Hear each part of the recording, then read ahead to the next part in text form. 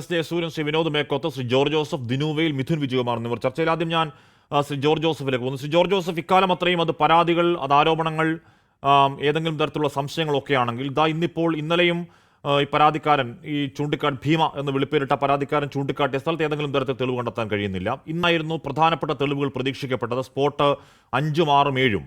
6ആം സ്പോട്ടിൽ ഒരു അസ്ഥികൂടമാണോ എന്ന് ഇപ്പോഴും സംശയമുണ്ട്. സ്കാറ്റേർഡ് സ്കെൽട്ടൺ എന്നാണ് പറയുന്നത്. പല അസ്ഥികൂടങ്ങളുണ്ടെന്ന സംശയമുണ്ട്. അപ്പോൾ ഇത് കേവലം ആരോപണങ്ങൾക്കപ്പുറം അതിൽ സത്യങ്ങളുണ്ട് എന്ന് നാടിന് ബോധ്യപ്പെട്ടൊരു ദിവസമാണോ ഇന്ന്, ശ്രീ ജോർജ് ജോസഫ്? തീർച്ചയായിട്ടും. ആദ്യത്തെ നമുക്കറിയാം 13 സൈറ്റുകളാണ് താൽക്കാലികമായി അവർ അവിടെ ഫിക്സ് ചെയ്ത് വെച്ചിരിക്കുന്നത്. അതിൽ 5 സൈറ്റുകൾ അവർ നോക്കിക്കഴിഞ്ഞപ്പം ഒന്നും കണ്ടില്ല. അതൊക്കെ നേത്രാവതി പുഴയുടെ സ്നാനഘട്ടിലാണ് ആ 5 സൈറ്റുകൾ. അവിടെ വെള്ളം കയറി ഇറങ്ങും, അവിടുന്ന് ഡെഡ് ബോഡി ചിലപ്പം കൊണ്ടുപോകും. ഇപ്പം 1998 മുതൽ 2014 വരെ 15 വർഷത്തെ കാര്യമാണ് ശുചീകരണ തൊഴിലാളി പറഞ്ഞിരിക്കുന്നത്. അപ്പോൾ 2015 ശേഷം 2025 2014 കഴിഞ്ഞപ്പോൾ 2025. എങ്ങനെ പോയാലും അദ്ദേഹം പറയുന്ന സ്ഥലത്തെ ഡെഡ് ബോഡിക്ക് തീർച്ചയായിട്ടും ഒരു 15-16 വർഷത്തെ പഴക്കമുണ്ട്. 16 വർഷം കൊണ്ട് അതിൻ്റെ അസ്ഥികൾ വരെ മെൽറ്റ് ചെയ്ത്, കാരണം അവിടുത്തെ കാലാവസ്ഥയും മണ്ണിൻ്റെ സ്വഭാവം അനുസരിച്ച് അസ്ഥികളും ചിലപ്പം പൊടിഞ്ഞു പോകാം. കാരണം 2014 ശേഷം അദ്ദേഹത്തിന് അറിഞ്ഞുകൂടാ. 2014 വരെയുള്ള മാർഡറാണ് അദ്ദേഹം പറയുന്നത്. അപ്പോൾ അതിനുശേഷം 11 വർഷം കഴിഞ്ഞു.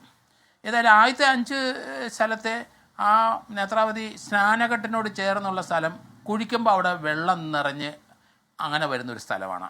അതുകൊണ്ട് വലിയ പ്രതീക്ഷ ഉണ്ടാവില്ല. ഏതായാലും അന്വേഷണ ഉദ്യോഗസ്ഥന്മാരെ ആ ടീം അത് മുന്നോട്ട് പോയി. 6ാമത്തെ സ്ഥലത്ത് വന്നപ്പോഴാണ് ഒരു അസ്ഥികൂടം, അത് പുരുഷൻ്റെ ആണെന്ന് പറഞ്ഞു. ഫോറൻസിക് അത് അപ്പോൾ തന്നെ ടെസ്റ്റ് ചെയ്ത് നോക്കി. മനുഷ്യൻ്റെ സ്കെൽട്ടനാണ്, അത് പുരുഷൻ്റേതാണ്.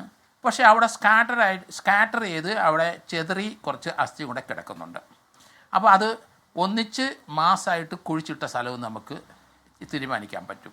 പക്ഷേ ആ ശുചീകരണ തൊഴിലാളി പറഞ്ഞു 2 അടി താഴ്ച വന്നപ്പം തന്നെ അസ്ഥികൂടം കിട്ടിയിരിക്കുന്നു. കാരണം അത് കുറേ അധികം ആൾക്കാരെ കുഴിച്ചിട്ടാകാനുള്ള ഏറ്റവും സാധ്യത.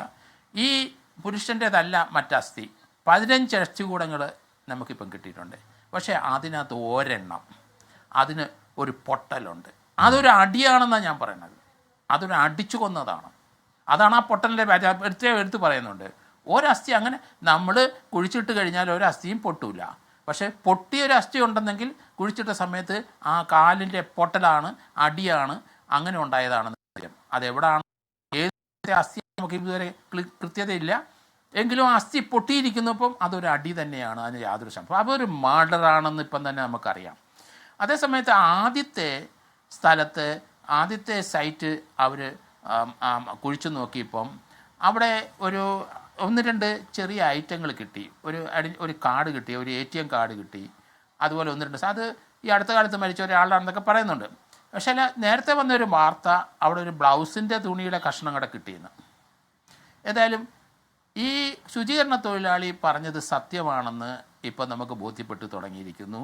അതിനകത്ത് നമുക്ക് സത്യം കണ്ടെത്താൻ ഇനിയും ഈ പറഞ്ഞ സ്ഥലങ്ങളെല്ലാം ഇപ്പം നോക്കുന്ന 13 സൈറ്റ് ഏകദേശം ആ നേത്രാവതി പുഴയുടെ തീരങ്ങളായതുകൊണ്ട് അവിടെ നിന്ന് എവിഡൻസ് കിട്ടാൻ വളരെ ബുദ്ധിമുട്ടാണ്. 485 സ്ഥലങ്ങളാണ് അതിൽ പറഞ്ഞിരിക്കുന്നത്. 485 വരെ കുഴിച്ചിട്ട സ്ഥലങ്ങൾ.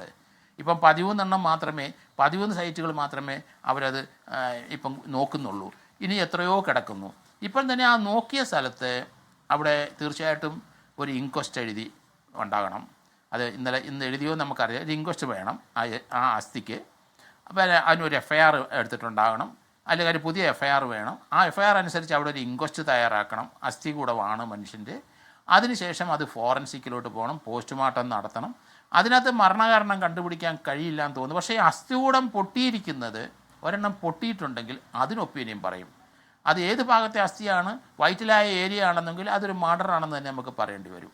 അതൊരു പുരുഷൻ്റെയാണ്. നമ്മൾ പ്രതീക്ഷിക്കുന്നതെല്ലാം നേരത്തെ പറഞ്ഞിരിക്കുന്ന കുട്ടികളെയും പെൺകുട്ടികളെയും മൈനറായ കുട്ടികളെയും പ്രായമായ സ്ത്രീകളെയൊക്കെ ഇതുപോലെ അവർ ഉപദ്രവിച്ച് റേപ്പ് ചെയ്ത് കൊന്ന് കുഴിച്ചു മുടിയുന്നവരാണ്. ഇനി ആ ധർമ്മസ്ഥലയിൽ പോലീസ് സ്റ്റേഷനിലേക്ക് പോകുന്ന മെയിൻ റോഡിൻ്റെ അടുത്ത് 3-4 സ്ഥലം അദ്ദേഹം പറഞ്ഞിട്ടുണ്ട്. അപ്പോൾ ഇത് ഏകദേശം ഈ 13 സൈറ്റ് നമ്മൾ ഇതുപോലെ ഡെഡ് ബോഡി കിട്ടുന്നുണ്ടെങ്കിൽ, ഒരു ഡെഡ് ബോഡി ഉണ്ടെങ്കിൽ വളരെയധികം ടീം വേണ്ടി വരും. അത് ഒന്ന് രണ്ടാഴ്ചയെങ്കിലും വേണ്ടി വരും ഈ 13 സൈറ്റിൽ. ഇനി ഡെഡ് ബോഡി 4 കിട്ടിക്കഴിഞ്ഞാൽ അത് വലിയ വർക്കാണ്. അപ്പം 485-ന്റെ സ്ഥലങ്ങൾ എങ്ങനെ നമ്മൾ എത്തുമെന്നാണ് ഞാൻ പേടിച്ചിരിക്കുന്നത്. സങ്കീർണതയാണ്. 100% ശരിയാണ്. ഈ പറഞ്ഞ കുറേ വർഷങ്ങൾ പഴകിയതാണ്, സങ്കീർണം തന്നെയാണ്.